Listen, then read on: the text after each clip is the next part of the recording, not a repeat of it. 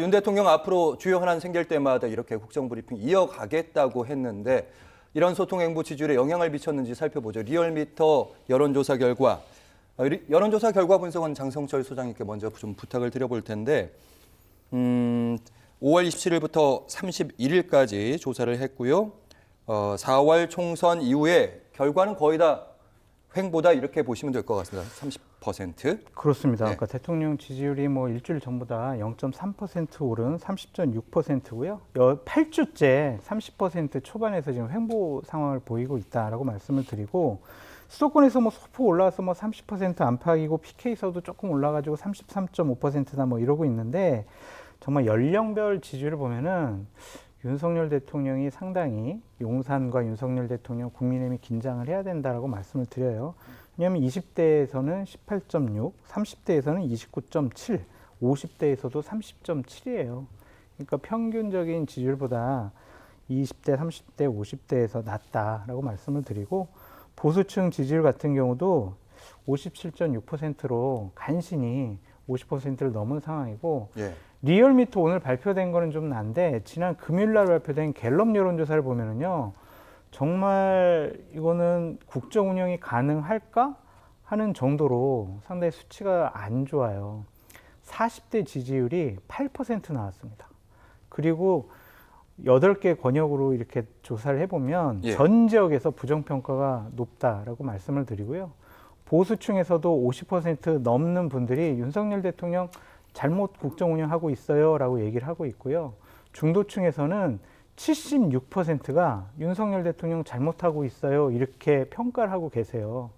그러면은 대통령이 과연 국정 운영 동력을 어떻게 발생시킬 수가 있을까? 그래서 정말 지지율 떨어지는 것에 상당히 좀 걱정하고 지지율을 끌어올릴 수 있는 방안을 제대로 좀 모색을 해야 된다라고 말씀드립니다. 네, 관련 저희가 여론조사 결과 보고 있는데요. 어쨌든 뭐 횡보하는 여론조사도 있고 오히려 떨어지는 그런 여론조사도 있는데 일단 성일종 사무총장이 이런 얘기도 했습니다. 국민의힘에서는 원칙적인 국가 운영 기조에 따라서 인기 없는 엄격한 아버지의 모습을 보이고 있다. 네. 이건 제가 먼저 좀 비판 좀 하고 싶은데. 짧게 먼저 듣겠습니다. 예. 이런 아버지 없었으면 좋겠어요. 그러니까 예. 돈은 안 벌어오고 그냥 계속 잔소리만 하는 아버지 같아요. 그러니까 본인의 책임을 다 하면서 본인이 의무를 다하고 있다라는 것을 보여줘야 되는데 성일종 사무총장이 집권여당 사무총장이라서 이렇게 좀 옹호하는 말씀을 하신 것은 10분 이해가 되지만 원칙적인 국가 운영 기조가 뭡니까? 이걸 묻고 싶어요. 대한민국 젊은 청년이 나라와 국민을 지키기 위해서 해병대에 입대했는데 정말 상관의 잘못된 지시에 의해서 사망을 했잖아요. 네. 그걸 밝히지 않으려고 그래요. 감추려고 그래요. 그리고 거짓말 하려고 그래요. 그게 국정운영 기조예요? 민생 물가가 이렇게 막 높아지고 있는데 어떠한 제대로 된 국정운영 능력을 보여주지 못하고 있는데 그게 원칙적인 국가 운영 기조예요? 그러니까 성일종 사무총장 자꾸 이렇게 억지로 변명이나 옹호 안 하셨으면 좋겠다라는 생각이 듭니다. 김성환 평론가님 바로 발언 드리겠습니다. 다 해주셨는데 제가 또 덧붙일 얘기가 있을까 싶은데요. 예. 근데 오해가 있을 만한 부분은 제가 좀 보충 설명을 드리면 좋겠어요. 인기 없는 엄격한 아버지 모습, 성일종 사무총장이 정치학 책을 좀 보셨던 거 아닌가 싶은데요. 정치학에서 미국 정치를 흔히 얘기할 때, 미국 공화당이 집권할 때 엄격한 아버지상이라고 얘기를 해요. 그리고 진보 민주당에서 집권했을 땐 인자한 아버지 이렇게 표현하거든요. 근데 엄격한 아버지는 사실은 권위를 강조하는 거잖아요. 권위적인 통치에 관한 부분들 그리고 개인의 자율보다는 어떤 집단을 우선한다고 하는 거. 뭐 우리 안보 문제도 거기와 일정하게 연결이 되어 있는 측면이 있거든요. 근데 인자한 아버지는 굉장히 자율성 있게 아이들이 클 수 있도록 하는 거죠. 배려하는 아버지 모습을 얘기해요. 그래서 이거를 보수와 진보의 어떤 대척점에 있는 상징으로 이런 표현들을 많이 사용한다 이 말씀 드리고요. 그런데 거기까지는 이게 이런 표현의 적절성 여부를 떠나서 표현은 그렇게 했다 이런 말씀을 제가 지금 드리는 거고요. 그러니까 만약에 이 표현이 정말 맞는다고 하면 그 전제를 가지고 말씀을 이제 이어서 말씀을 드리면 윤 대통령은 국민의 자유 얘기하잖아요. 그러면은 표현의 표현의 자유나 이런 것들 늘 얘기하면서도 늘 이렇게 앞뒤가 안 맞는 얘기들을 한단 말이에요. 내가 불편하면 표현의 자유가 아닌 거죠. 언론도 역시 마찬가지잖아요. 대표적으로 바이든 날리면 뭐 이런 거란 말이에요.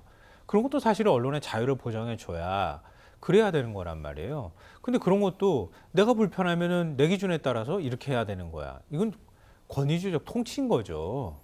그러니까 자유나 어떤 이념에 관한 부분이 아니라 내가 집권하고 뭔가 권력을 통치하기 위한 수단으로서 자꾸 얘기를 하는 거란 말이에요. 그러니까 그리고 아까 뭐 허은하 대표가 얘기했던 것도 그런 거잖아요. 책임질 일이 있으면 먼저 책임진다고. 더 복수 스탑스 히어라고 대통령 그 앞에 명패가 이렇게 붙어 있잖아요. 근데 윤 대통령 정말 책임질 때 앞서서 나왔습니까? 별로 그렇지 않았다고 국민들은 생각할 거고요. 해병대원 특검도 역시 마찬가지라고 제가 말씀드렸던 거고요. 그런 면에서 도대체 아까 제일 핵심을 찌르신 부분은 전 100% 동의하는 부분은 이거예요. 윤 대통령의 국정 기조가 뭡니까? 경제 정책은 기조가 뭡니까? 정치의 기조는 뭡니까? 그 원칙은 도대체 지킬 원칙은 뭐가 있습니까? 라고 물어볼 때 사실 성일종 사무총장도 잘 대답 못할 것 같은데요. 이렇게 하니까 사실 국민들한테 인기가 없는 거예요. 진정성 있는 대통령의 모습을 보길 기대할 거고 총선 참패 이후에 변하는 모습을 보여주길 기대했는데 윤 대통령은 뭐 그동안의 기조는 옳고 나머지는 소통이 부족해서 네. 이렇게 얘기하는 거란 말이에요. 근데 국민들은 지지는 요지부동이거나 오히려 떨어지는 지지율 조사 결과도 나온다는 거예요. 이건 뭐냐면 굉장히 아픈 뭐 얘기일 수도 있겠지만 윤 대통령한테 별로 기대 안 한다 국민들이. 좀 냉정하게 표현하면 이런 상황이라는 겁니다. 근데 그 부분에 대해서 윤 대통령이 지금과 같은 방식으로 해서는 제가 볼 때 지지율 안 올라갈 가능성이 높아 보여요. 예. 도대체 어디에 문제가 있는지 좀 심사숙고하고 고민해 봤으면 좋겠다는 생각이 듭니다.